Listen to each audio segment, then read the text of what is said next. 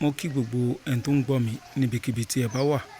Orúkọ tèmi ni Dr. Ọlálékan Sàlámì Aláàfin Ìṣẹ̀ǹbáyé. Ẹní kọjá gbígbé, àjànàkú kọjá rúrù, àjànàkú kọjá àmúrí nǹkan fìrí, pàápàá rìnrìn, ẹ jẹ́ ká sọ pàá rìnrìn. Gbogbo ẹni tó mọ Dr. Lékan Sàlámì ló mọ̀ pé ní tèmi máa ń ṣe lórí social media, òun náà ni pé ká polówó àṣà Yorùbá fáwọn èèyàn. Ká jẹ́ kó mọ̀ wípé ọ̀tọ̀ lẹ̀sìn, ọ̀tọ̀ làṣà. Ní tí mo wá fẹ́ sọ lónìí, ọ̀rọ̀ ewé àtegbò ni. Kí ni ewé àtegbò tí mo fẹ́ sọ̀rọ̀ lé lórí? Gbogbo wa la mọ̀ pé kò sí ààbò kan bó tilẹ̀ wù kó mọ̀ ní orílẹ̀-èdè wa lọ́wọ́lọ́wọ́ yìí. Àwọn nǹkan kan wà táwọn èèyàn máa ń wá kiri orí Facebook, social media lápapọ̀. Kí ni nǹkan náà ni pé àwọn oògùn ìṣọ́ra. Tẹ́ bá wòye, ẹ rí pé táwọn ọ̀jọ̀gbọ́n tó bá post àwọn bíi ayẹta nǹkan kan, ní tó máa ń ṣe àwọn èèyàn ní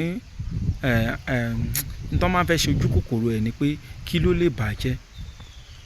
Ṣé rí tá bá sọ̀rọ̀ nípa ní tó lè bàjẹ́, àárín ọjọ́ méjì a sì ń sọ lọ́wọ́.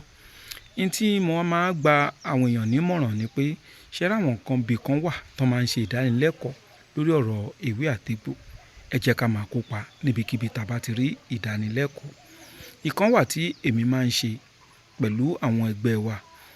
Tó bá di on the 30 oṣù August tá wà yìí, a máa ṣe ní Mọ̀rọ̀gbó Town Hall nílùú Àgbárá lójú ọ̀nà Badagry Express Road. Tó bá wù ọ́ náà tó fẹ́ kópa ńbẹ̀, ìwọ náà lè wá. A máa ṣe papọ̀ mọ́ ọjọ́ ìbí Dr. Lékan Sàlámì.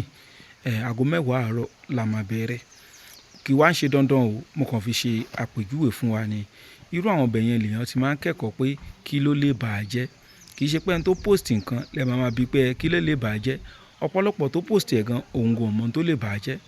Torí pé kì í ṣe gbogbo wọn ni babaláwo, kì í ṣe gbogbo wọn ni oníṣègùn. Àwọn àgbàlagbà wọ́n máa ń sọ àwọn kìnnì táwọn náà bá ti gbọ́, wọ́n á máa bá wọn echo ẹ̀ síta. Òun là fi rí wọn tó ń post ẹ̀. Èyí tí mo wá fẹ́ fún wa lónìí, ó jọ mọ́ nǹkan ìṣọ́ra báyẹn. Nǹkan ìṣọ́ra ni. Tí n bá wá sọ tán, ìwọ tó bá wá lọ fi ṣe àìda, ọwọ́ ẹ ló kù sí. Ṣùgbọ́n ẹ̀kọ́ kan tí mo kàn fẹ́ kó yé gbogbo wa ni pé tí èèyàn bá rí oògùn ìbọn níbì kan, má torí ẹ̀ pé ó fẹ́ lọ fi jalè. Èèwọ̀ ni. Ká yọ ọwọ́ pé olè ò da, ká yọ kúrò. Wọ́n máa mú ẹ nítorí iṣẹ́ tó lò. Kódà tó bá lọ láì lo iṣẹ́ kankan, Ọlọ́run lè bẹ̀ ẹ́ ṣe kò dé.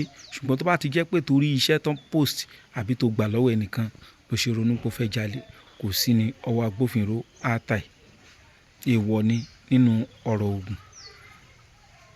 Eléyìí tí mo wá sọ yìí náà, ìwọ tó bá torí pé o gbọ́ tán sọ irú nǹkan báyìí wá lọ fi ṣe jàmbá kan, ọwọ́ máa tó ẹ.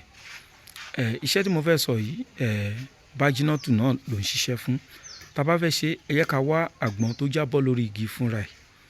A wá ha gbogbo ara ẹ̀, a bó èpo ẹ̀ kúrò. Tá bá ti bó èpo ẹ̀ kúrò, ẹ jẹ́ ká gún ọṣẹ kó fẹ́lẹ́. A wá lẹ ọṣẹ yìí mọ́ gbogbo ara àgbọn yìí, tá ní rí àgbọn yìí mọ́. Tá bá ti lẹ ọṣẹ yìí mọ́, a wá tún mú èso wérénjéje, a lẹ̀ mọ́ gbogbo ara rẹ̀, tá tún ní rí ọṣẹ náà mọ́. Tá bá ti ṣe bẹ́ẹ̀, ẹ jẹ́ ká gbé sínú apẹ, ká fi òdìdì atare kan sí, ká jó.